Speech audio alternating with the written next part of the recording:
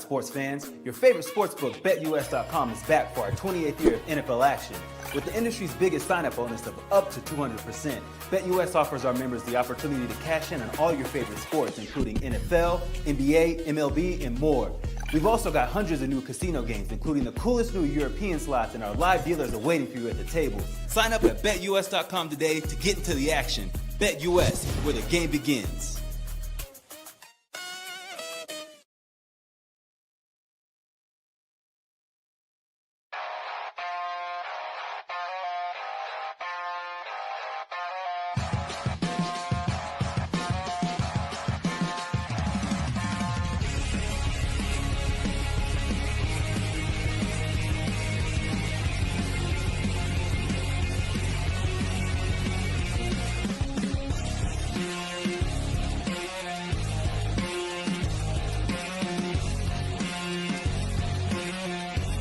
And now, broadcasting live from Las Vegas, the Snake Sports Talk Show with Jake Silva starts now.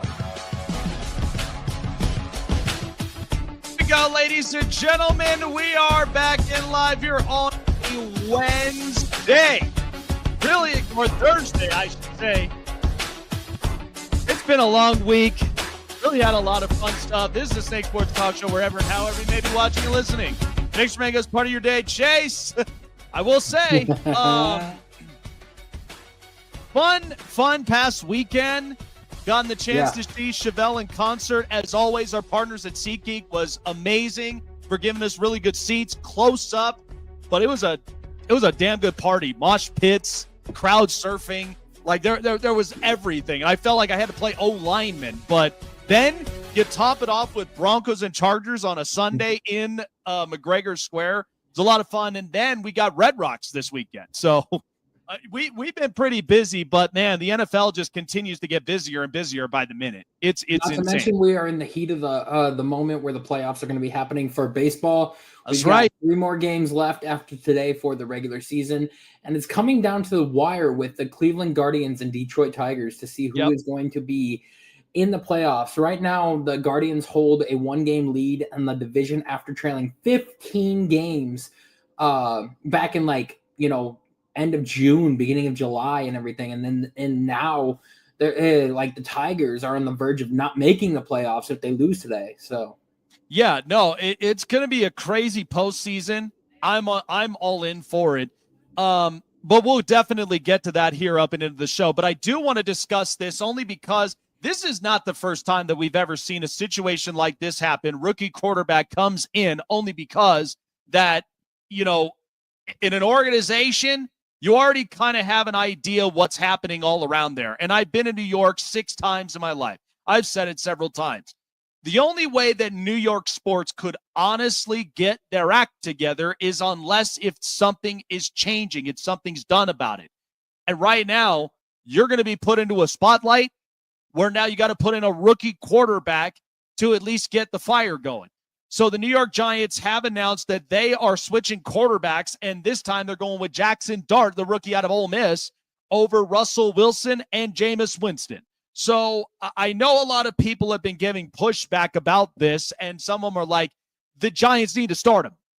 New York sports and media as a whole is really harsh, okay? And this is where this is not a Brian Daboll move, oh, by the way, okay? Even though Daboll being the head coach, people that understand the Giants organization and what they stand for, that the Mara family, John Mara, has been hearing chants about the Giants fans wanting Jackson Dart. I don't blame Giants fans at all. I don't blame fan bases. I really don't. My biggest concern with this is that if you are going to start this up, can't you just give us something to really look at? I mean, I think it's just insane to me how we could honestly look at the Giants. They haven't even figured out their offensive line in years. I've said it multiple times. The New York Giants are just a mess. And since Tom Coughlin left and Eli Manning retired, The Giants, by the way, have gone through 10 quarterbacks since Eli Manning. You ever notice that? That's the closest thing to the Cleveland Browns lately. The Giants don't, for whatever reason, something has happened to the Big Blue. And now you're going to throw in a rookie quarterback with a shaky O-line. You got a pretty good defensive front. That's all you can harp about. I felt like the Giants were trying to recreate 2007. And the truth be told is, this is not 2007 anymore. You're not in this position. You don't have a competent offensive line. Outside of Andrew Thomas, the quarterback's getting hit. Tyron Tracy's out. And yeah, Cam Scatterbo may be your only life preserver. But the Giants have went through several quarterbacks, several head coaches, a couple different GMs, and it still looks the same, worse. And John Mara, he's having to put his foot on the ground because he doesn't want to go into MetLife, which is where this game is, against the LA Chargers, who have arguably a top 10 defense, and they're all going to be screaming and chanting, put in Dart. That's what Mara doesn't want. So Mara's going to basically roll with the people and give them what they want. But I'm not going to harp on this. But Russell Wilson really hasn't been his same self since Seattle. And I was actually thinking about that this morning where, Russell Wilson, no matter how many times people can actually say, well, Russ, he can do it. No, Russ doesn't have the same kind of qualities that he did since his Seattle days. I saw it in Denver and in Pittsburgh. All he is just throwing the ball downfield because he can't see over the offensive line. He can't do it. And what's worse about this is Russ continues to be cringy, overly optimistic, and this is why lots of former Seahawk players are all coming out about this. And it's horrible. And so putting in Jackson Dart, I know what lots of people are hoping for. They're hoping that this could be a turnaround in which Jackson Dart could actually be like Josh Allen. But the truth of the matter is it's not a Josh Allen build. But you certainly can get the most out of Jackson Dart if, in fact, something changes on offense. And everybody's coaching for the jobs. Like Joe Shane, he's basically managing his job. Brian Dable's coaching for his job. And usually when teams coach for their jobs, they're not focused. And what's worse is you're throwing this kid in the wolves. Like this defense. By the way, I just saw something about Dante Jackson. Did you know this? He's a top 10 corner right now because he hasn't allowed his quarterback rating with blockages. It's an 8.2. That's incredible. What a steal of a signing. And that's 2 years, $13 million. That's a Pittsburgh corner. So that's where I'm like, yeah, these open spots and these throwing lanes, they're not going to be there. So I don't know what the Giants are going to do about this. But again, I would be hoping that they would be trading away defensive players to go get picks, go get O-line, go get some help. Because right now you're trying to recreate something that isn't quite established. So what? 2007 was your magical year, but you had David Deal. You had Chris Snee. You had a lot of other guys up on the offensive line that year. And what? Michael Strahan, O.C. Umenyiora, Justin Tuck, Kiwanuka. Like, stop reminiscing up over this stuff.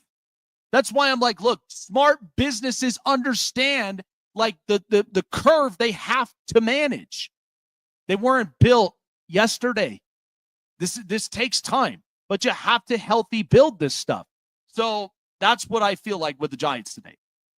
So, by the way, so speaking of Major League Baseball, because we know that the postseason's right up and around the corner, and of course the Cleveland Guardians shocked a lot of us with going with the Detroit Tigers. And look, the Tigers, to me, it felt a lot like the 2014 A's. So what we are seeing right now, and I don't talk a whole lot of baseball, but we know that like we're in the postseason because football is just exciting. Football's fun. But we know that usually in the long seasons of Major League Baseball, it's postseason time. Dodgers look like they're up and in trouble. And usually this does happen with big payroll markets, is that they usually get caught up in the big signings. Like Shohei Ohtani hit his 54th home run, probably about, I think, breaking or tying his record with however many that he hit in a season. But that's the beauty you get with the Dodgers. But the Brewers look like a tough team to run the NL in the National League. and the Padres could be crawling in. Phillies, I know, are on a mission, but sometimes anything can happen. And in the American League, I'm not completely sold up on Seattle because I've seen this for years, but I'm just going to sit on cruise control. You got the Yankees who, Aaron Judge is a hell of a player. To me personally, the only thing that's going to hurt them more is Anthony Volpe. So Major League Baseball, what we've learned about it with postseason is bullpen is important when you get into these long stretches. That's why the Brewers could be a tough team. The Mariners could pull it off.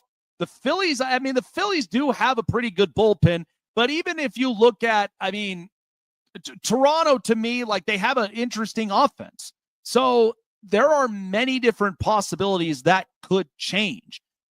But I will say this, usually the last person standing, and we watched this with the NBA, there were not big money markets that were in the NBA finals this past season. It was small market Indiana and small market OKC. Maybe this is the year for the small markets. Maybe it's time to put them up and into the map. But outside of the Dodgers winning a World Series, maybe the Brewers, they ain't won one. Maybe even, the Mariners, they haven't won one. The Padres, they haven't won one. Lots of these small market teams, they are hungry, they're barking. And what I love about Major League Baseball more than anything in the postseason is just the intensity, and every at-bat and every pitch matters. Every inning. You want to be able to be the team up on top on every single pitch count, on every inning, top to bottom. And you also want to be the one to drive in the runs that could potentially win you the game. This postseason is going to be fun. Chase, I know you're excited. I know you're smiling and happy because I actually thought about you this past weekend. Really? Yes, because first of all, if you were here Monday, I could already tell. Oh, here comes Chase. He's going to clap up. He's going to have his hands in the air because the Browns beat the Packers. And then all of a sudden, got a top defense in the league, man. And then you get the Guardians to just shock the Tigers to literally seal in the Central. There's a lot of surprises. Not yet. Yeah. There's 3 games left. We got the Texas Rangers after today. Yep. If we can beat the Tigers, we can beat the Rangers. Well, 2 games out of 3, then we your clinch benefit with the Rangers is that they shut down Corey Seager and Marcus Semien. They do not want these guys to get hurt. They want them available for next year. So you might actually have an edge. So, but that's kind of the beauty and the importance of it. But it must be pretty good with it must be pretty good in Ohio. Even though I will say, dude, I was not expecting the Guardians to make it to the playoffs just because of how bad they were around July, because they were 2 or 3 games under 500.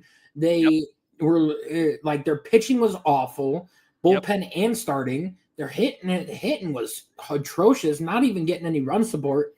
And then after the All-Star break, man, you get the end of July, beginning of August and everything, and they just start heating it up and start playing a lot better. Detroit is falling off and hitting that. We are basically the Detroit Tigers from last year and everything, because how they were, so many games back and everything, and didn't think that they'd make it. They make it in as a wild card team. But right now, the Astros, if the Guardians beat the Tigers today and the Astros win, Tigers are out of the playoffs. Yeah. It's crazy. And Cleveland, from what I'm hearing with the Browns, is that Kevin Stefanski wants to put Dillon Gabriel in.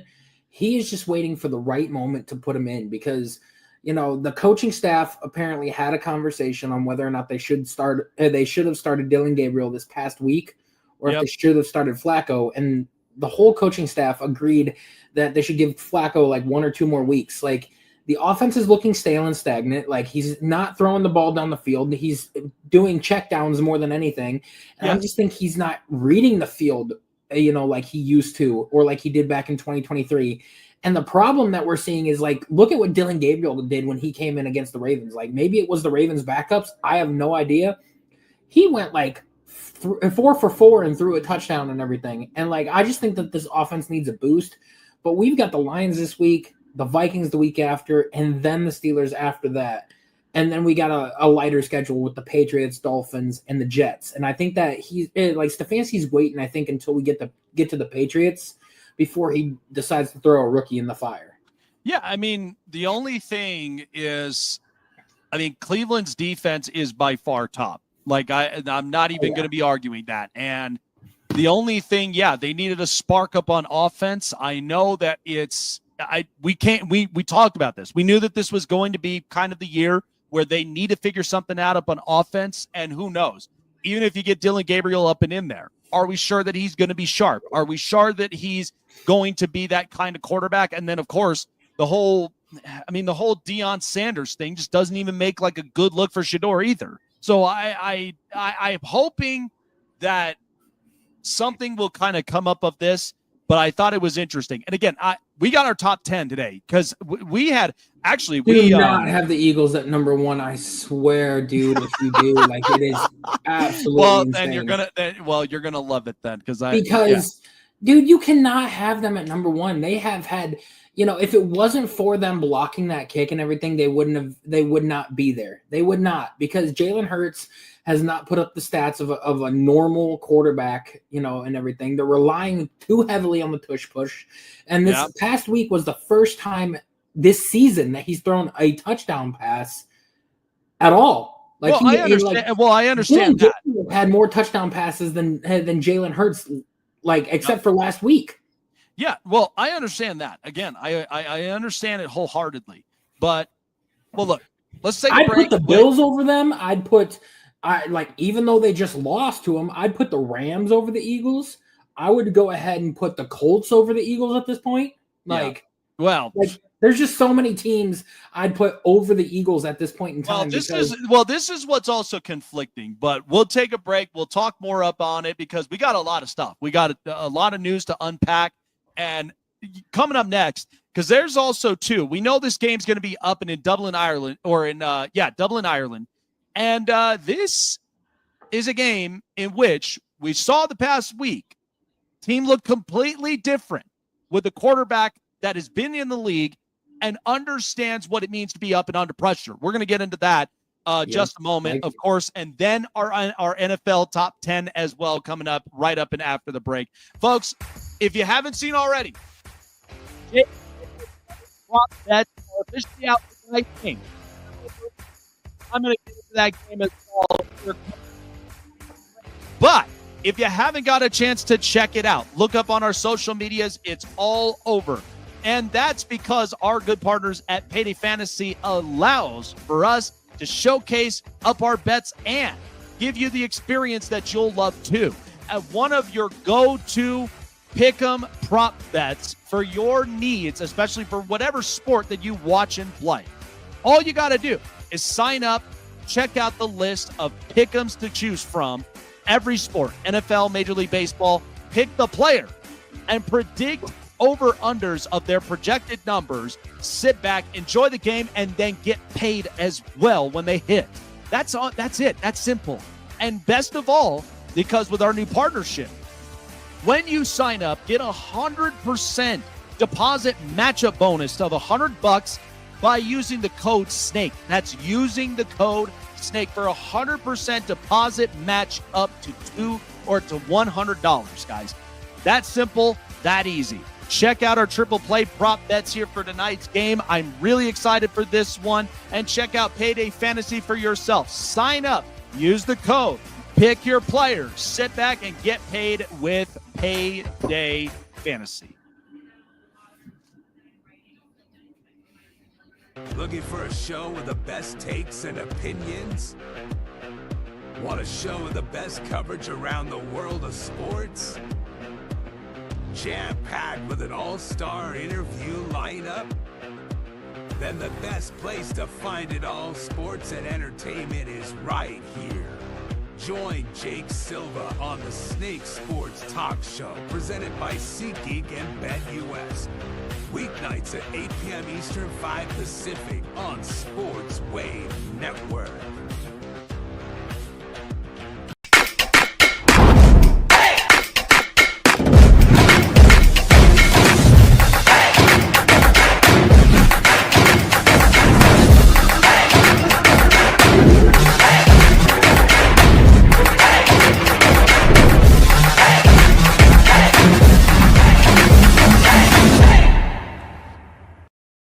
Want to find your seat for the event of your choice but can't get one that fits your desire or your budget? Well, my friends, SeatGeek has you covered. SeatGeek is the official sponsor of the Snake Sports Talk Show. With a list of over hundreds of events to choose from, SeatGeek will assure you that you won't miss your seat with the amazing view of your choice at the most affordable price. Whether it's looking for your best seat in the house of your favorite sports team, finding live concerts that get you closer to your favorite artist, or enjoying your spot at your favorite live shows, comedies, and more, SeatGeek has it all just for you. Go online to SeatGeek.com or download the app on your mobile device through Google Play and the App Store. And as a special offer before checkout, use promo code SNAKESPORTS and save yourself $20 off of your purchase of your first ticket and experience why SeatGeek is the most trusted ticketing app for your next event. Remember, that's SeatGeek.com and download the app on your phone with promo code SNAKESPORTS for $20 off and find your seat with SeatGeek.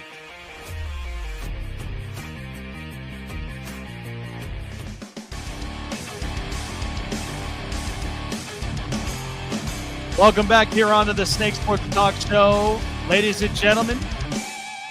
So last week we had two backup quarterbacks completely dismantle two teams. Marcus Mariota of Washington dismantling and breaking the Raiders, and then Carson Wentz and the entire defense led the Vikings to beating Jake Browning and the Cincinnati Bengals. I know Bengals fans are just absolutely just going ballistic with just everything that's been happening. But I do want to take a moment to basically talk about this, because one team in particular, they're playing overseas this week. And it'll be a 9:30. It'll be a 9:30 Eastern game. And we all know that usually a lot of these international games, like, people kind of like them. People are kind of so about it. But here's what I do have to say about this team, because this is no coincidence, in my opinion, with just how this build has been for the Minnesota Vikings. But this is a team that top to bottom on their roster build, offensive, defense, this is a team that's ready to win. And Carson Wentz comes into a situation in a scenario where he has to now fill in. He has to take the reins and help with the Vikings to get him in positions to win games. Usually a lot of backups, that's what it's about. And usually it's a quality of a backup. Are you Easton Stick? Are you Desmond Ridder? Are you Jake Browning?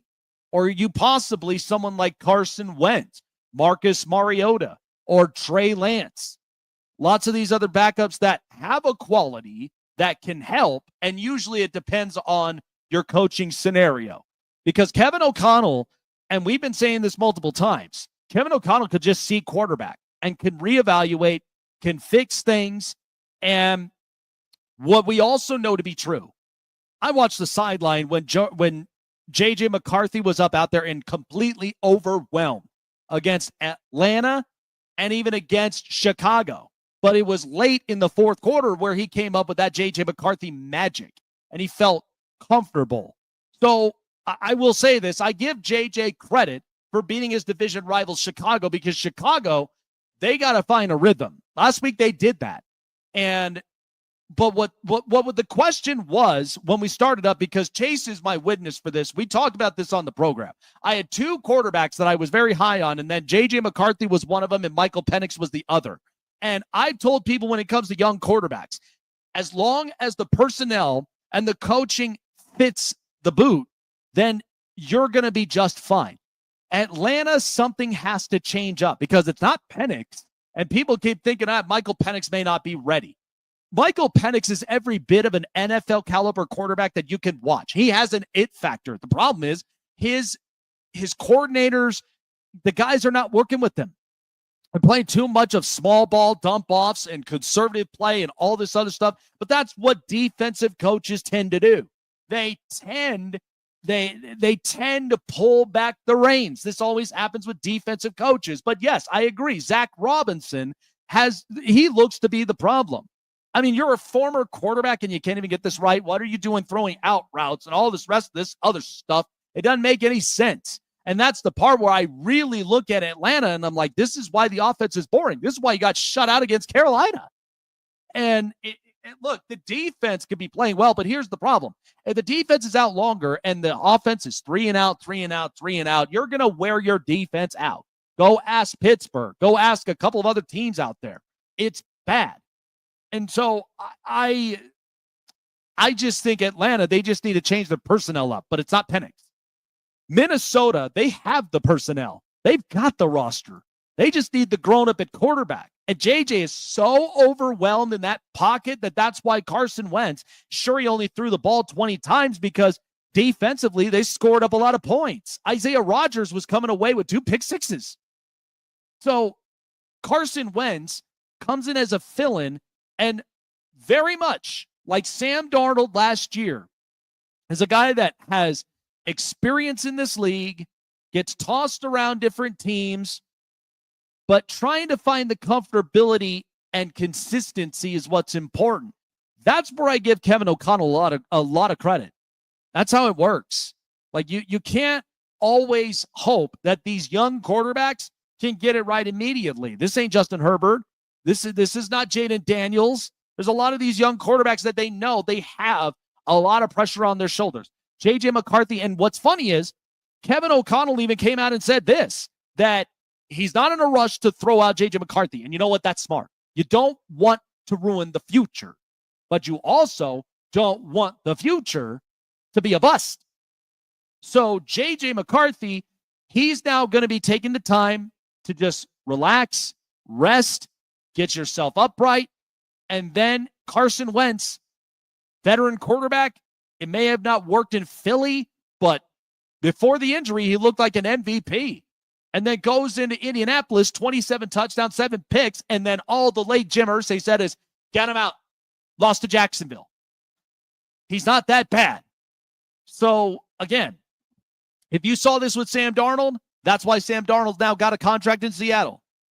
With Carson Wentz, I don't think he'll have a contract like Sam Darnold, but he certainly can be a very good, competent quarterback to get you by a few games until JJ is ready. Chase to the news. And now, here we go. Hey, everyone, it's story time. This is the hot press. Now, I do not believe it's a bad idea having a veteran quarterback like Carson Wentz. I mean, this is what we saw from Sam Darnold last year. This was part of the question mark a lot of people were trying to figure out. What is J.J. McCarthy? Right now, I'm giving him grace for this reason because he was very overwhelmed. But I love that fourth quarter drive that he had against Chicago, even though he's hurt again.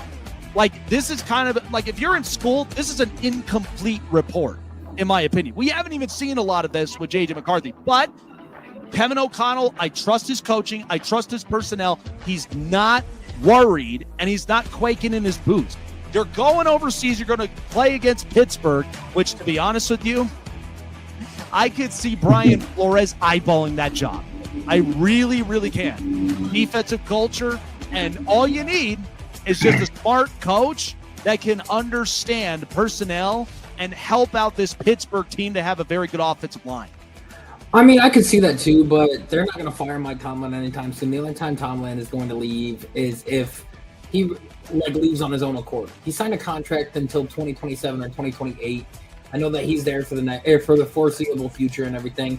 The only way I can see them actually getting rid of Mike Tomlin is if, he has a losing season like this year and next year and everything, and then you can see that it's not working. There's a lot of stuff that's going wrong with the Steelers right now. They've got a lot of players injured and everything, and back to the Kevin O'Connell thing. The dude is a quarterback whisperer. The fact that he got the best out of Carson Wentz and stuff this past week is pretty freaking huge. Yes, but. Let's get into some of the news that we've got around the league. Right now, the New York Yankees have overtaken the division for the AL East in baseball over the Toronto Blue Jays by a half a game. It is going to determine, the last few games of the season is going to determine who's going to win that division or not. Toronto's been playing out of their mind. Yep. And they've been playing at a whole new level in terms of, how they're going to go. And in the NL, we have a chance to have the Cincinnati Reds make the playoffs for the first time since I believe 2016 or 2015 or something like that. and it's going to be insane to see what they can do. If Terry Francona can get the Reds into the playoffs his first year as a Reds manager, would literally be insane. So I feel like, again, I think the Yankees, like, they're kind of playing a bit of catch up, whereas Toronto, like, they've been playing real good baseball. I've been very happy with the way the offense has looked and pitching. The thing that usually this is what always gets fans is you will have these teams that could be sneaky because it's either a magic month of momentum or they plug their ticket in and then all of a sudden out of nowhere, they're just a very good postseason team. Like, could the Reds be that way? Because Terry Francona is a very smart manager, and he's somebody that could utilize a lot of the youngsters. So, I mean, we see this in Cleveland. We've seen this in Boston. So it's no coincidence to me when I see this. But, in the end, it's just Cincinnati's got to want it. They got to want it. And, Chicago, my problem with the Cubs right now is that PCA has been struggling mightily. I don't really see much out of the Cubs. The Brewers, of course, are a very good team that they were on fire and pitching was really, really good. I had no problems whatsoever when it came to their pitching and their offense. And, well, let's say what you will about Seattle. Seattle, in some ways, they have addressed a few things, but I feel like that there is still a piece kind of missing. But we'll find that out in the postseason. But, yeah, it could shake some things up. By the way, I smile because I see Boston in the postseason, and guess what? The Giants aren't there. Yeah. It is pretty nice to see that. I want to go ahead and talk about a piece of news that has gone overlooked since the day of the draft, and maybe during rookie minicamp and everything. We got to talk about, as of this moment, it is looking like the Browns won that Travis Hunter trade, because right now, Travis Hunter has not performed up to the duties and level of a number 2 overall pick, and what everybody thinks he has. And then the picks that we got for those 2 Jaguar picks, Quinshon Judkins, who is leading all of the rookie running backs in rushing yards, and with only 28 attempts and missing his first game of the season, and then Mason Graham, who as a defensive tackle has a 94% pass rush win rate, and normally it's at like 10% or 12% for a defensive tackle. And that is the second most important position on a defensive line for your edge rusher to actually succeed and be really well. And right now, it is looking like they've got 2 dogs in Mason Graham and Quinshon Judkins. I think the problem we're seeing right now is that it's an identity crisis right now with the Jags with Travis Hunter, because remember, they try to put him in 2 different spots, but here's the problem. And many people have said, "Oh, it can work. It can work." He's not Deion Sanders. It's actually funny. I was watching a clip by Coach JB, and even he went on Jason Whitlock's show and said he's a bust, because here's the problem: you could go and throw him in receiver every day and see what he could do. Not that developed, not that clever. He does have very good hands, but you have to utilize him in certain situations. And by the way, have you seen how many drops these receivers have had? Trevor Lawrence right now, I think he leads the league in drops. Like, it's bad. And this is with BTJ. So yeah, my biggest thing is like, I said this before, and I knew this was going to probably be a problem, but you could not possibly have, Travis Hunter be your number 2 corner about there and then be another receiver. He's got to be a plug-and-play guy. If you're going to be an everyday receiver, like you kind of want to go with where the money is, because corner, they make a good amount of money, but it's not substantial like wide receiver. And by the way, look at how conflicting a lot of these offenses have been now in just about 3 weeks. People thought this was going to be wide receivers again. No, it's running back. It's running back. It's physical play. And the linebackers, the defenses are really showing up. So I'm not surprised by this, but I do think they have to come to a decision seriously when it comes to future and health with Travis Hunter. They're 2-1 right now, but that is a 2-1 team I do not trust. The one thing I'm excited to see is Carson Schlesinger for the Browns. Like, he has been a absolute tear at linebacker. The great choice by Andrew Berry. I can't wait to see what UCLA happens. kid. What a pick. I can't wait to see what happens when JOK comes back and you have JOK and Carson Schlesinger. Let's move on to a Monday Night Football game versus the New York Jets and Miami Dolphins. There's a lot of rumors that are swirling around that Stephen Ross is very, very upset and disappointed in terms of Chris Grier and Mike McDaniel because of the way Mike McDaniel's been handling a lot of the post-game press conferences. And Tua has been talking a lot of smack recently for the play on the field that he has and just commenting in general. And there is a lot of buzz going around that if they lose to the Jets on Monday night and go slip to 0-4, Mike McDaniel may be out of a job on that Tuesday morning. Well, I wouldn't be surprised. But again, this is part of the reason you need to have a grown-up in the room. I mean, how many times have I been saying this, Chase, on this program, is that this Miami team is nothing but the Lamborghini of the NFL with no traction. And the problem of it is they're not even that intimidating. They're not physical. They don't win in the trenches. They play more of speed ball more than they actually do of trench warfare, like traction, a lot of that. They don't play that. So here's what's crazy too. I was thinking about this. The thing that I think what's also kind of conflicting right now with the Dolphins is because they're going to have to make some moves. Now they do have a couple players that were named, which was Bradley Chubb and Jalen Phillips. The only problem of it is both of them have been injury-prone edge rushers. We know that Jalen Phillips coming back from an injury that he had. Bradley Chubb, I think, could draw interest for teams that are looking for a run stuffer. Like maybe Baltimore could be a team that needs it because that defense they have right now with giving up the amount of points and how much they've invested in that defense is atrocious and horrible.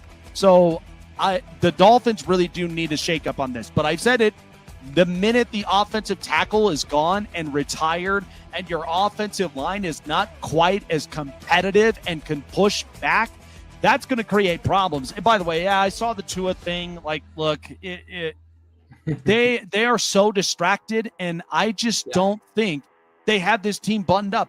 Mike McDaniel is not exactly a guy that I would trust putting his foot down. He ain't Harbaugh. He's not, he's not Dan Campbell, a culture coach. He's just the guy that understands X's and O's. And when we talk about this with offensive and defensive coaches has certainly kind of taken a pullback in recent years. But we also know we've seen offensive coaches that even haven't panned out themselves either. And Mike McDaniel's one of them.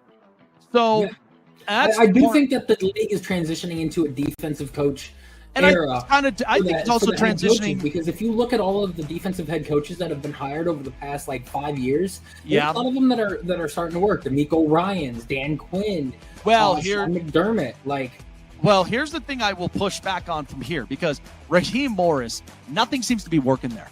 And they have a very good they have a defense, but nothing seems to be working there. DeMeco Ryans, I'm going to actually transition into that after the break.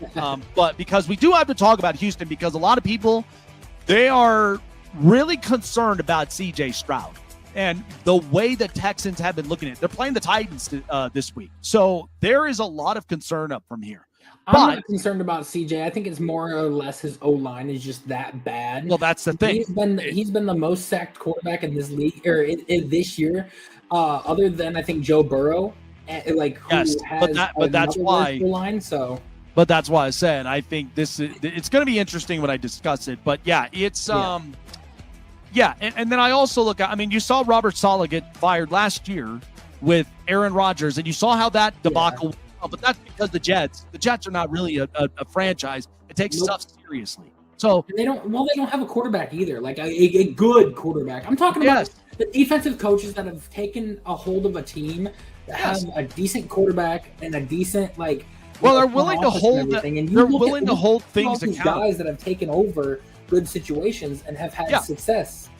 Well, that's the thing is, and I also do think you got to have a coordinator that knows exactly how to work that. I mean, with Dan Quinn right now, Dan Quinn is somebody that is tough. He's physical, understands that with the defense, and he has Cliff Kingsbury as his OC. And Cliff is okay with being with that because, I mean, you watched with what that was with Washington, even with Marcus Mariota. He just made a lot of things work because it's the stature, it's the run, and those short passes, and that's why Washington did whatever they wanted to the Raiders.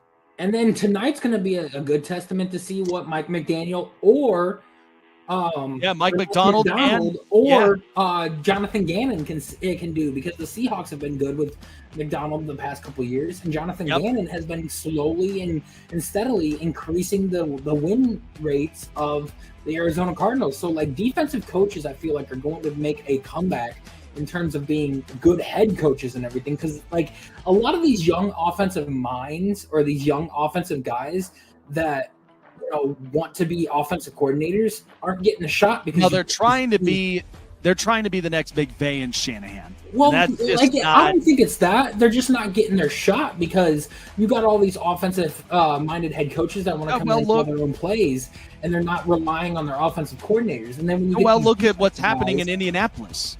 I mean, people were thinking Shane Steichen's up and out the door, and then Indiana Jones saves the day. Like that just saved the job. Like, he's not the future, but he is somebody that at least made him competent, because look at that roster top to bottom. The Colts roster is really good. And now you see exactly what that looks like when you have somebody that's competent. Unfortunately, the Giants, they don't like looking at that. So, they don't. I mean, it's going to be interesting, and it's going to be, I feel like I like, you just give it another 2 or 3 years and you're going to see a lot more defensive-minded head coaches in the NFL, and you're going to see the young offensive minds that they bring along with them that can actually call the plays and everything, and see how well their offenses are. Because, like, I feel like the era of offensive-minded head coaches is going to die off in the next few years, and you're going to see that drastically change. I guess we'll wait and see. Yeah. Chase with the news. And now, here we go. Everyone, it's story time. This is the hot press. Like how sleek that you were when you're like, yeah, like you already know it's gonna be a wave. But top 10 coming in about a couple minutes.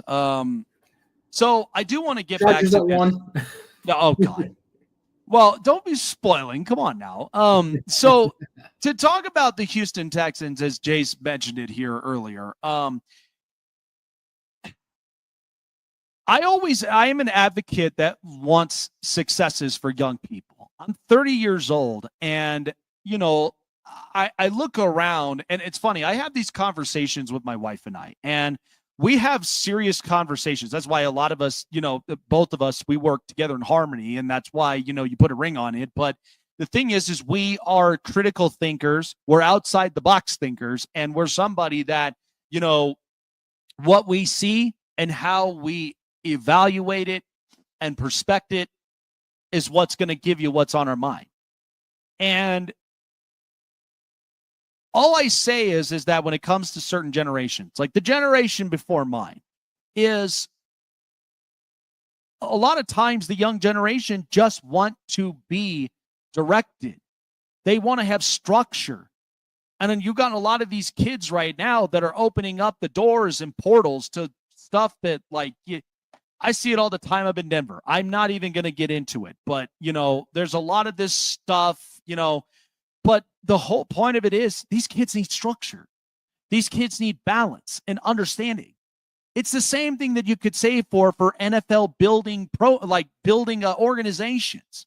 Like, for example, what makes teams right now that are competitive, I'll give you an example, the Chargers. Jim Harbaugh gets along with everybody. And what's good about it is that he sees, he evaluates, but he lives and breathes football. Okay, he talks about it all the time. Justin Herbert even admitted that.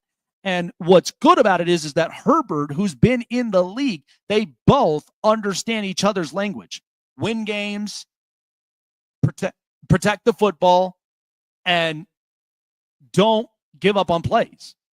And be clutch. Calm yourself, slow yourself down, and then be able to execute. It's all direction. Sean McVay I feel like is a culture coach. We said this last year. The culture is so strong with them that even if the Rams didn't win the game against Philadelphia, look, they know that they can't let that slip away. They need a corner. They understand that. But McVay's culture is that he's getting it done with Matt Stafford and with a young core defense. It's the very culture that it is.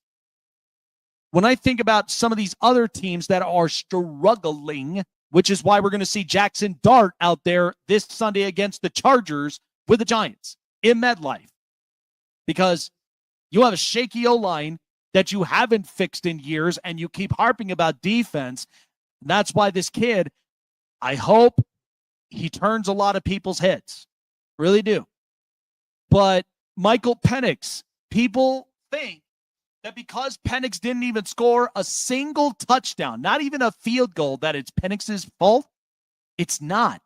I watched from every part of that highlight. Penix was put into a position where it's so conservative. I've watched this in 2 straight weeks. And then by the time I came up in that divisional, the division rival game against Carolina, you had to have been feeling embarrassed if you're an Atlanta fan.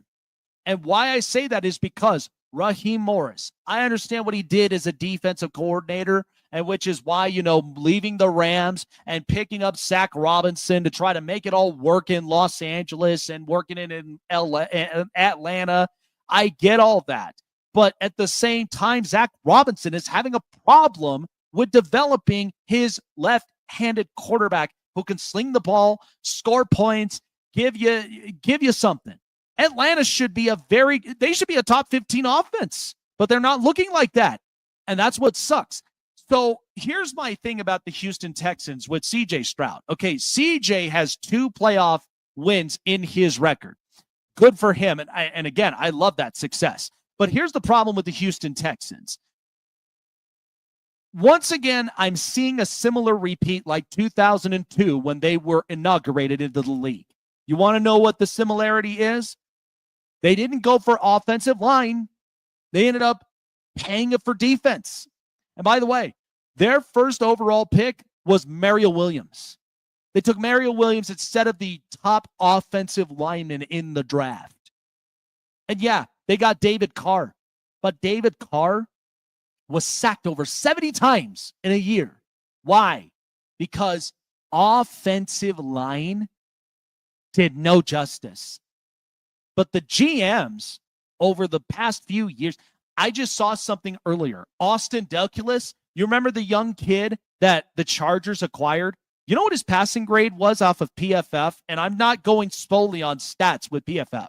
But you know what his passing grade was? Yeah, it was an 83.1.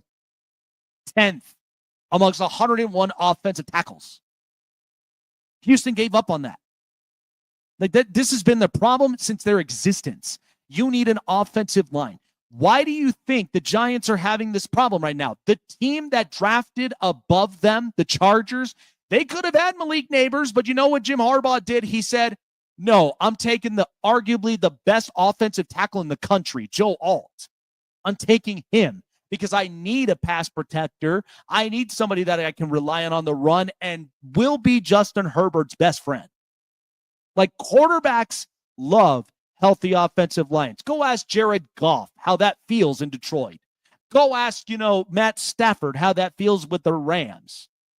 Okay, this is not rocket science, but this is exactly what happens with some of these organizations. And I'm not pinning it up on coaching, but GMs also know that we know GMs can make mistakes. They're human beings just like all of us. We're prone to make mistakes. The question of it is, what are we willing to do to make up for those mistakes? Are we willing to do the right thing? Or are we just going to keep constantly do this until it gets us fired? So Nick Caserio, okay, he's been riding a 2-year train. The 2-year train is over. We got CJ Stroud's film, and they're getting to him, and he's getting abused. And it's brutal to watch. They have a frontline defense. By the way, this game, the Texans and Titans, is a stay-away game for me. And you want to know why? Is because I've heard that the Titans had stripped offensive play calling for Brian Callahan, and they're going with the QB coach to call the plays. And you know what? maybe we might see a different version of Cam Ward out there. He might be lights out. I don't know. But that has been a stay away game for me. So, all right.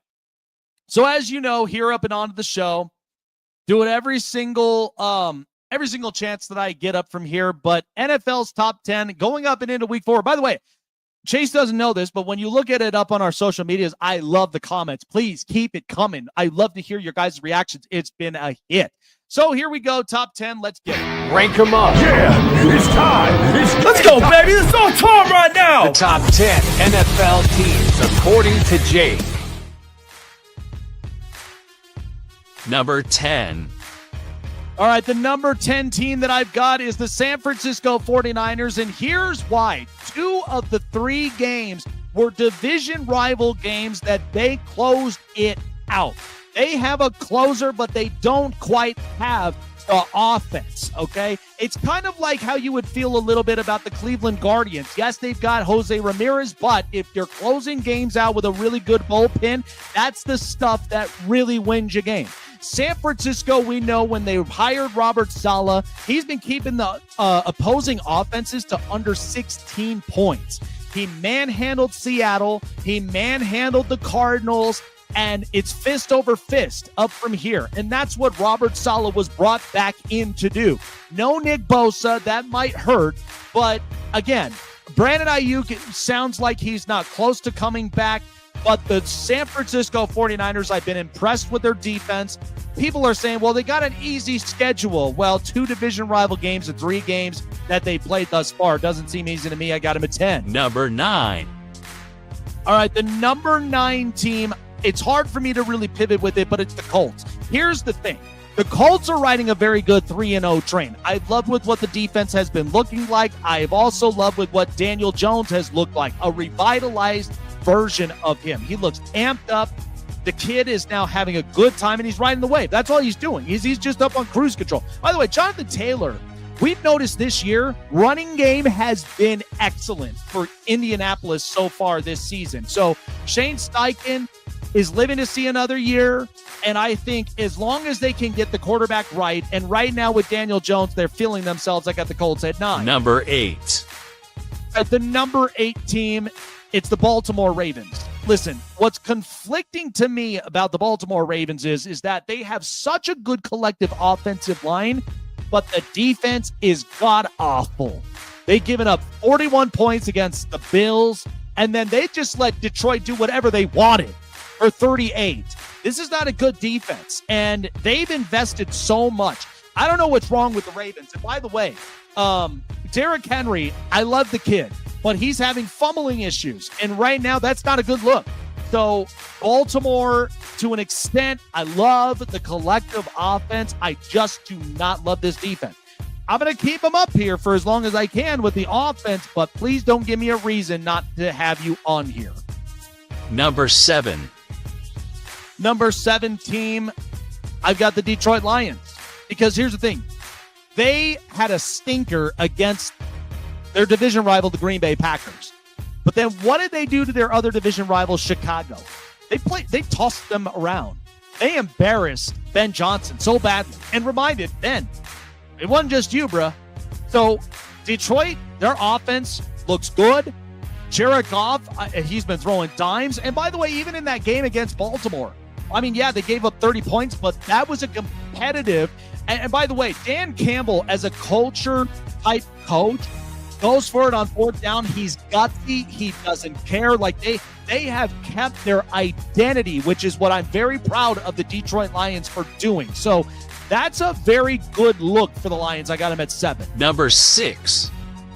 So the number 6 team, I got the Tampa Bay Buccaneers up from here. Baker and company have been playing dangerous, but here's the problem is why they're not even up into the top 5. Baker Mayfield and company, they have been winning games that have been decided by a buzzer beater. And listen, Kansas City's done this in the past. The more and more you keep doing that, eventually it catches up with you. You might end up getting a loss. This could be an interesting weekend this weekend when they play the Eagles because there's no Mike Evans, no Chris Godwin. You got Emeka Egbuka right now, and that's really all your saving grace. You may have K. Dot in the tight end, but Tampa's been playing pretty good football. I've been impressed with it, but these close games, they got to be able to figure it out. I got them at 6. Number 5. All right, the number 5 team. It was kind of hard for me to really think about this, but they still are a competitive team regardless of the loss. It's the LA Rams. My thing with Sean McVay and what he's been able to do with the offense, they are clever enough to figure out a lot of things. Defensively, they need a corner. They need a corner badly. Much like Philadelphia, they kind of have a second corner issue. So maybe they might go into the trade market and get somebody up from here. But Stafford and Devontae Adams and Puka Nacua, this is a very good, competent offense. Kyron Williams running the football well. We saw Blake Corum come alive up in here. I got them at 5. Number 4. Number 4 is no question to me. The LA Chargers. My big thing about Jim Harbaugh and what he's been able to do, this team has been riding the wave for 3 straight weeks against division rivals, which is insane. Now they got to play in MetLife against the Giants with a new quarterback in Jackson Dart. And the other thing that's also going to be interesting, by the way, defense for Jesse Minter with the corners, and I just read it. Dante Jackson has only allowed a rating of 8.2. They've only had 10 catches for 24 yards when he is out on the field. That is impressive. And Dante Jackson is somebody that's a ball hawk out there. So I got the Chargers up at 4. What a great defense. Number 3. All right, I'm not going to punish them too harshly, but I got the Green Bay Packers. Listen, the Packers, even losing to a game like Cleveland, okay, Cleveland's a great defense. Let's not over-exaggerate that. But we know there was some inconsistencies up on offense. They could not quite figure that out. So defensively, Micah Parsons, Rashawn Gary. By the way, Rashawn Gary's leading the league in sacks. This is a very good defense. Okay, this is going to be a get-right game for them this up-and-coming Sunday. So I have no problems. By the way, it's in Dallas. And a welcome home party for Micah Parsons. You know exactly how he's going to feel. Jordan Love is going to be fine, but you know that him as a quarterback, he's not afraid to take risks. That's what Green Bay quarterbacks usually do. So Love, I could see him rebounding. I got him at 3. Number 2. For 2, in my opinion, it's the Buffalo Bills. This is the only thing that concerns me is they gave up 40 points to Baltimore, which we know Lamar Jackson's twitchy. However, even going up against a division rival in the Dolphins and then in the Jets, I thought the Jets would have put up a fight, but still, Buffalo showed some improvement. But again, it's a slow cook up from here. I want to put Buffalo up at 1, but it's a slow cooking build for me. And that's the kind of stuff that, I don't question the offense. Josh Allen is going to do whatever it takes to score the football. So that's who I got up at 2. Number 1. Comes Chase yelling and screaming obscenities up at me, but I do have the Philadelphia Eagles up at 1. And here's a few reasons. Philadelphia is kind of playing like Kansas City this year. They are winning in close games. Dallas, that could have been a steal away. Kansas City with a struggling offense, that could have been a steal away. And the Rams that should have kept their foot on the gas pedal, even with that blocked field goal. That's one of the closest things that, again, I only put them up there. See what I mean? He's screaming obscenities at me. But the point is, I put them up there for a few reasons because Jalen Hurts, by the way, he looked up at that OC. There were 11 straight plays, 11 that they kept going run, and he said, stop. This is what made us lose. But that's the stuff that we know. Philadelphia, they'll figure it out. They won't be one for long. But again, this is kind of the concern that you got to have with the Philadelphia Eagles. All right. Yeah, that's what I got. San Francisco, Colts, Ravens, Lions, Bucks, Rams, Chargers, Packers, Bills, and Eagles. I know, Chase. I know you have every right to. I'm disappointed in you, man. Come on. But look, Green Bay, you and I both know, should be at number 1. Okay? The Bills point is number 1. Well, the Bills, here's the thing. They are getting themselves back on defense in these last 2 weeks. It wasn't like that in week 1. You gave up 40 points to a twitchy quarterback who both of them are very perennial quarterbacks anyway. But that's the stuff that Sean McDermott, a defensive coach, why are you giving up 40 points? Like that's the only thing. Yes, but here's the thing, though. You get defensive players because you needed to have a strong defense. So the identity has to be shut down defense. Could you imagine if Buffalo had a Cleveland defense shut down and Josh Allen quarterbacking, and they'd be unbelievable. They'd be blowing everybody out of the water. So how can you go with the Eagles? Because like, here's the thing, like Jalen Hurts not only has never won an MVP like Josh Allen has, Jalen doesn't have to carry the team like Josh Allen does. And well, nobody is disputing that. But here's the thing of what you have to understand. And I think this also goes, well, no, here's the thing. We've been saying this about the Kansas City Chiefs as well. They've been getting lucky. That's why they got 15-2, didn't they? And Philadelphia, the thing you have to admit, and this is where I've also put them on the spectrum, is because they know they have a corner two problem. They know that there's a part of it that their offense can continuously do over and over again. I know you saw those 11 straight plays, and Jalen's over there going, this is what killed us 2 years ago. Stop doing that, because the minute that you keep going with 11 straight plays of runs and you're not even incorporating passes, like the Rams issue is they have no corner. That's their problem. That's why they need to go out and get a corner. But the thing is that Philadelphia, their personnel from top to bottom, it's not the same as it was last year, but their roster with Jordan Davis didn't do what he did with blocking that field goal and taking it for a touchdown. They lose. Yes, they would have lost. And one CD Lamb catch away from them being I understand right now. I understand. Hey, and look, Kansas City could have got another possession. But Kansas City's offense has been struggling just the same. I get that. But nobody's sitting here and putting them at one. Well, the only thing is that for Philadelphia, they know exactly how to improvise it in closest games. Again, they may not be one for long. I may watch Green Bay on Sunday night torch that Dallas defense. And I'd just be like, Jordan Love didn't make mistakes. I would put the Eagles at number 5 right now. 5? At 5. Oh wow. I would put the Chargers over them. I'd put the Ravens over them. I'd put the Bills over them. I wouldn't. Well, here's the problem. I can't even put the Ravens up above, because right now that defense is really disappointing.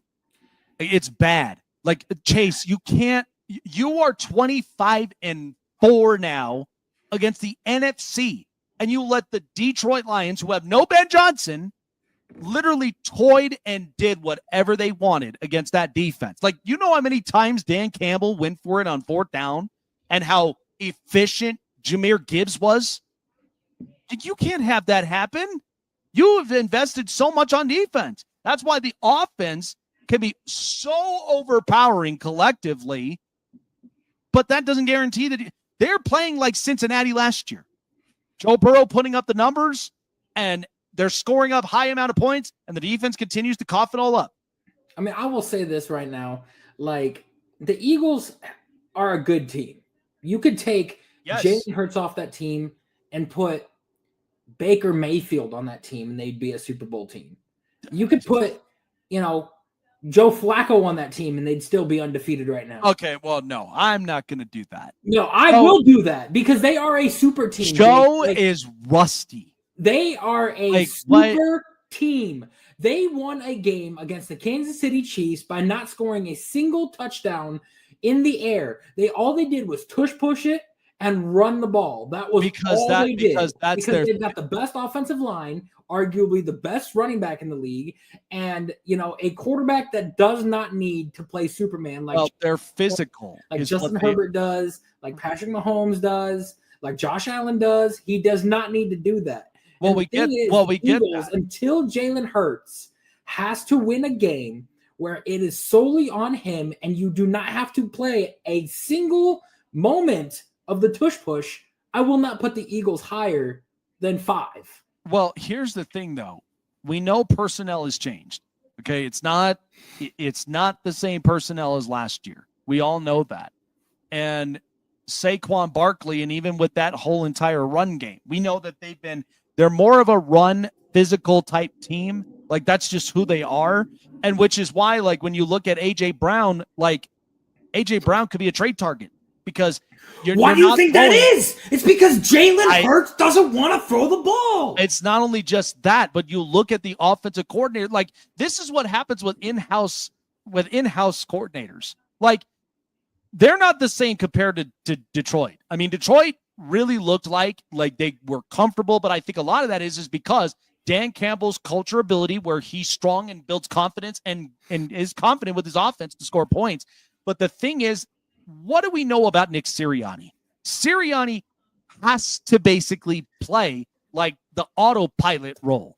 Okay, so he's got to let his coordinators basically do his thing, but these coordinators aren't even the same anyway. So they're establishing more run. They're not quite establishing the similar plays like Kellen Moore did last year. So that is some of those things that we know can be frustrating. But again, I just love how this roster build is from top to bottom. I cannot dispute it, but I do know they need a corner too. Okay, that's the one thing that we know Philadelphia needs. But again, they may not be number one next week. It could be Green Bay. It could be. I mean, I get where you're coming from, Jake. I really, really do.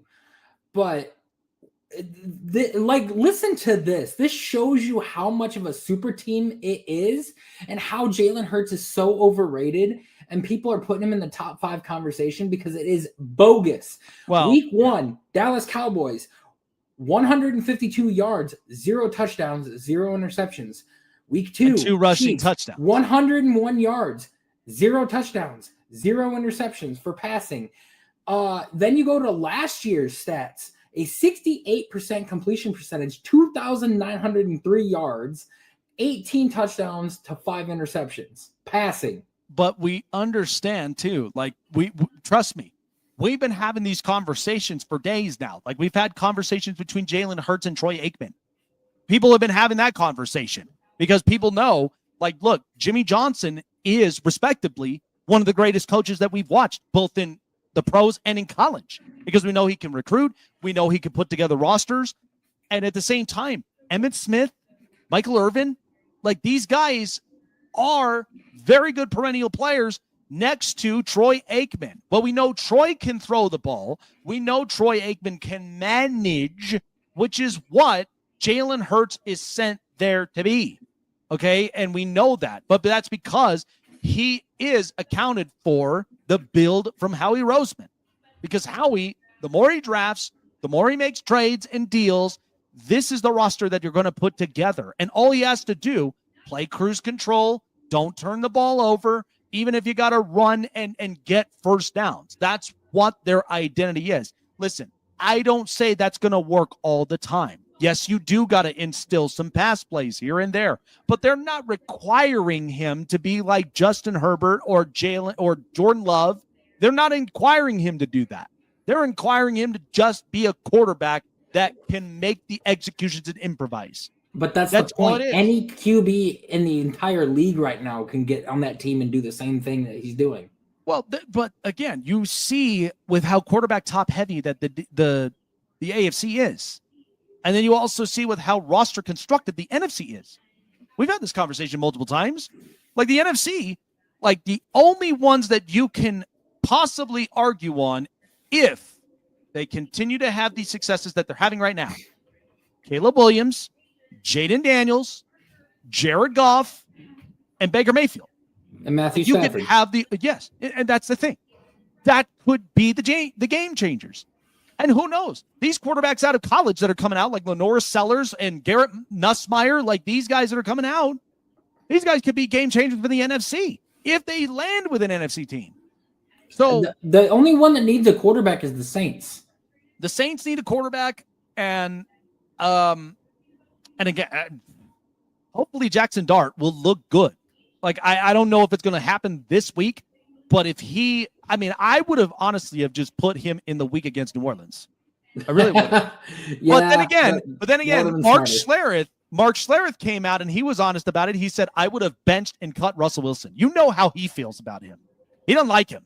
Like he's too cringy. The fact that he got his own office here in Denver is by far atrocious, and it's bad. It's bad for businesses. It's bad for a culture.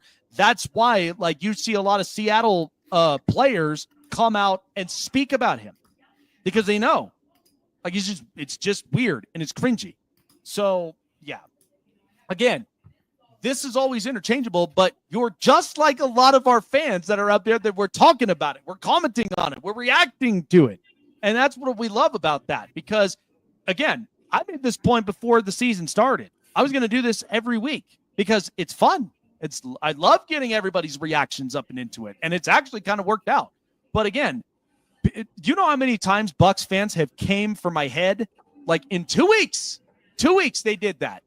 Week 3 and then coming up and into week 4, now I finally have them in there. But it's because they've been playing close games. They've been playing buzzer beaters. Sometimes you're going to need to play with a 10-point lead. Can't always be buzzer beaters. Otherwise, you're going to be bound for a loss somewhere, and it's going to be ugly.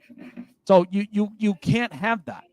But, yeah, I think it's interesting, though. But, by the way, I feel I get this upcoming year's quarterback draft, but, man, I'm already sold on John Mateer. John Mateer is a very good quarterback. Same. I like him, too. Like, I think – and then He's again – out for the next, 5 weeks, but – well, here's my thing. This might be a hot take for me, but I think John Mateer gets drafted over Arch Manning. No, I think so too, because I think Arch goes back to school for one more year and doesn't go until the 2027 draft with Dylan Raiola. Yeah, it just sucks that now, like, John has to literally be sidelined for a month with his hand surgeries. But again, if Oklahoma can just hold the reins, he can go out there and play left-handed for the next 4 weeks. Yeah. I mean, that's what you could hope for Sooner fans. But, man, this weekend, we'll talk about it tomorrow. But, yeah, this weekend for college games, this is so loaded. Like, and we're in week 5. This is loaded. And I do see Julian Sayin being an underrated QB as well. So here's my thing, because I think they're going to play a little bit of protective ball because he's a young quarterback. I feel like Ohio State might end up doing that.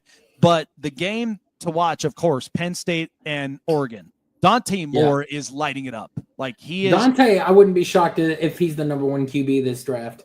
No, I wouldn't be shocked either. And I think the other thing is that you look at the offensive capability that Dan Lanning's put together with this, and this is an important game for James Franklin. Because how many times is Dante eligible for the draft? I think he goes in next year.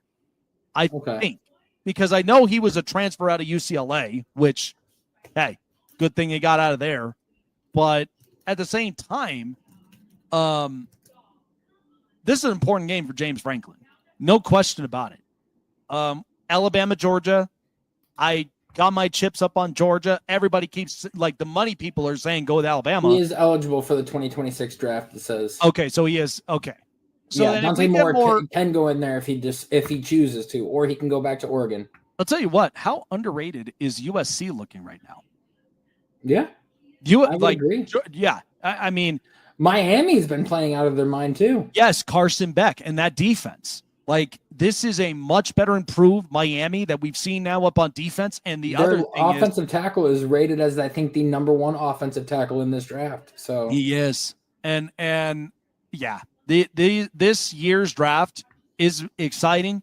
But like I said, I think if I had to think about it, Dante Moore, John Mateer, I'd say parts of me says Garrett Nussmeier, and then Lenore Sellers and Drew Aller. I'm sorry, but maybe DJ Lagway too, depending. Possibly, but I'm sorry. Cade Klubnik, for whatever reason, when I look at this Clemson offense, what the hell? This is not even like, I don't quite understand it. I thought that this offense would have been better and they would have at least produced, like, the defensive front is good, but this is I'll tell you one guy who's been underrated, and that's Fernando Mendoza. I have heard a lot about that. Fernando Mendoza, like, yeah. Right now, it was John Mateer as the top candidate for the Heisman Trophy, but now I think Fernando Mendoza. Well, I think once I think once he went down with that injury for a month, that probably did knock his chances. But then again, we'll see. It's funny. There's my good friend up from here. Got to have him up and back up on the show talking college talk. But yeah, DJ Lagway. Well, the problem is This is why I looked at Billy Napier. You cannot be back and forth. Like this is completely a roller coaster right now with Florida. But I mean, LSU's defense, that defense is really good. That is a very good defense. And Brian Kelly, with the way that he's put that all together, it took time, but it's good. But yeah, but that's the thing. DJ Lagway does need another year in college. You need to understand. Go look at Anthony Richardson. You do not want to end up looking like that in the pros. No, really DJ, don't. I think, should go back his senior year. Most of the time, a lot of guys that go back for their senior year usually are a lot better in the NFL. Yeah. So quick, a little quick thing before we wrap things up. People have been reacting to, and I know we don't talk about baseball a whole lot, but we are going to with the postseason. But people are talking about the AL MVP race. So there is a graph, and kudos to my good friends running, the network there. This is some fun stuff. So this is the MVP race that we see right now. And here's where I'm giving grace to both. Is Cal Raleigh has had arguably a magical season when it comes to hitting home runs. And he's also driven in the runs that he has. But here's another problem. Batting .248, slugging .598, with an OPS of .959 and a WAR rate of 7.2. Aaron Judge is a really good ball player. But here's the thing. This is why I kind of think the Yankees might have something cooking up from here, because Aaron Judge batting .328, 51 home runs, 109 RBIs. The difference is slugging, OPS, and WAR has been all Judge. And what's happening is that Aaron Judge, he's not getting the big-time publicity. He's capable of hitting the home runs. I'd say he's a generational player. Okay, nobody is going to honestly dispute that. But what the Yankees, what they've been trying to do is what they've learned from last year is that they want to get back into it. They want to get their offense back up and running, because we know no Garrett Cole. It's going to be a little bit harder for their starting pitching. But the other thing is that with Aaron Judge, he just knows how to spray the ball around. Okay, the height, the strength, the bat trajectory, like he just knows how to spray the field. So that's never going to be a problem for someone like Aaron Judge. But the MVP race, I mean, I thought of a lot of things, Chase, when I saw this with Cal Raleigh's season. And I said to everybody, so Cal Raleigh hits 60 home runs, right? Yet to be tested. Should we have this conversation now? Can we finally have it? I mean, been long overdue. Mark McGwire, Barry Bonds, is it time to have this conversation? Like, I don't understand it. I mean, again, I don't think he needs tested, but I mean, hey, for 60 home runs, I mean, how many guys in the league have had 60 over the past couple of years? Shohei Ohtani, Aaron Judge. Like, I don't see anybody testing them. Yeah. Well, so then what do we do? Because I'm looking at the baseball writers, and I just like, man, it's insane to me. But again, terrific seasons for both. But I just think Aaron Judge is just more of the efficient hitter. He's leading in all MLB stats at -2. So yeah, and so if Cal was leading in like 4 of them and Aaron was leading in 4 of them, I'd lean it more towards Cal, just because the catcher's position doesn't get as much attention on the offensive side of the ball. But in catchers, and for catchers, they normally hit around the ballparks of 250 at best. If Cal Raleigh was hitting 300, was leading in home runs, was leading in RBIs, and leading in OPS, I'd give it more towards Cal. But he's not. Of course.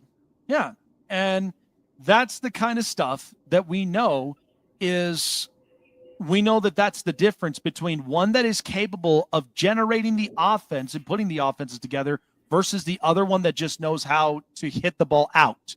Okay, that's where your 4-hole hitters are.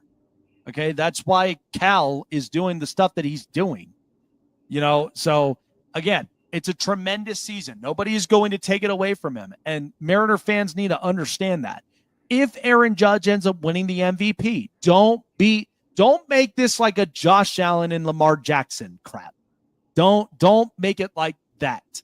The difference of it is Cal only has been known for hitting the ball and driving the runs. Aaron has been known to hitting the ball out, but he sprays the ball out, extra base hits, slugging percentage, and increases his wins above replacement. That's the difference. You want to have a very good wins above replacement deal.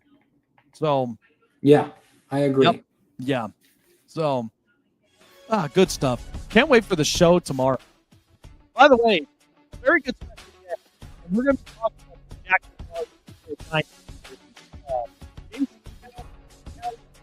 joins us here up and onto the program. I really am excited to get his thoughts on just what we're seeing right now with just the Jackson Dart situation. All of New York media going to be. Can't wait to see that. I'm excited. I really can't either. And again, I'm going to be in a full-on evaluation mode. So, all righty, folks. With Chase and myself here on the Snake Sports Talk Show, have a great rest of your night. Enjoy the game tonight, Thursday Night Football. Check out our bets also on all of our social media platforms. Love to get your guys' thoughts up on that. We'll be back here tomorrow. Appreciate all of you guys. Take care, and we'll see you soon.